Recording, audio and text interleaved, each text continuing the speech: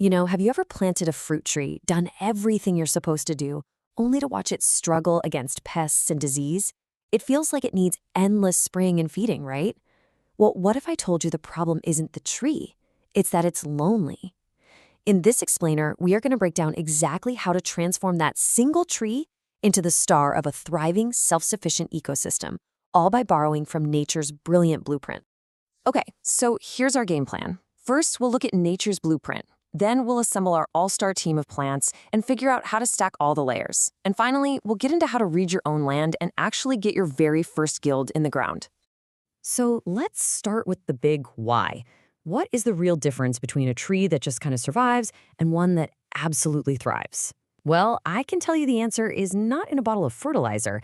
It's all about the company it keeps. And this, right here, this says it all. On one side, you've got that lone tree plopped in the middle of a lawn. It's totally isolated, cut off from all the support systems it evolved with.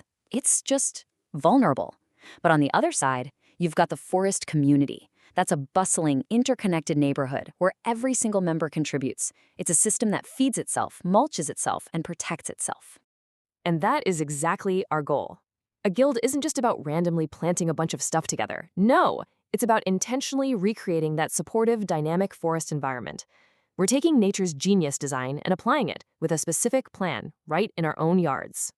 So here's the big shift in thinking. When we build a guild, we are not just choosing pretty plants. We are assembling a team of specialists. And believe me, every single member has a critical job to do. So let's meet the players. First up, we've got the caterers of the group. I like to call them the emergency responders. These are the plants that literally pull fertilizer out of thin air. It's amazing. They grab nitrogen from the atmosphere, which most plants can't even use, and they fix it in the soil, making it ready for your fruit tree and the whole team. They are absolutely essential for a self-fertilizing system.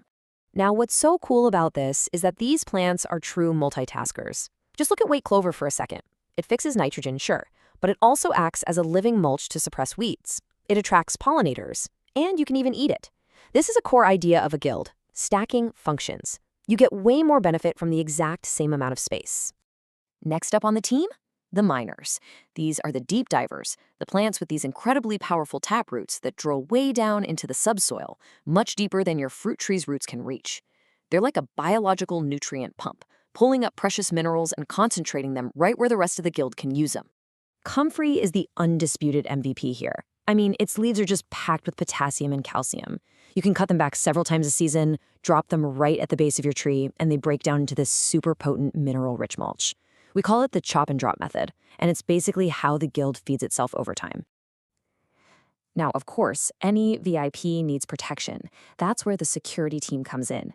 And this is a two-part strategy. First, we recruit plants that attract the good guys, predators like hoverflies and ladybugs, who act as our bodyguards. And then we plant really aromatic repellents that confuse and drive away the bad guys. When you use a smart mix of these, you're creating a layered defense. So planting something like chives near an apple tree can actually help prevent fungal diseases. A ring of daffodils, they're toxic to deer and voles. And things like dill and fennel are basically landing pads for predatory insects whose babies are just voracious aphid eaters.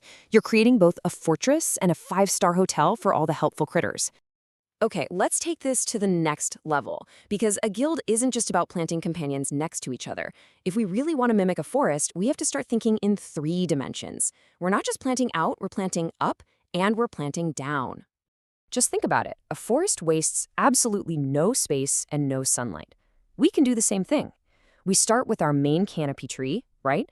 Then we layer in smaller trees or shrubs like currants, then an herbaceous layer of flowers and herbs, then a ground cover of strawberries or clover. You can even add a vining layer. Every single vertical niche gets filled and becomes productive. But the real magic, it's happening where you can't even see it.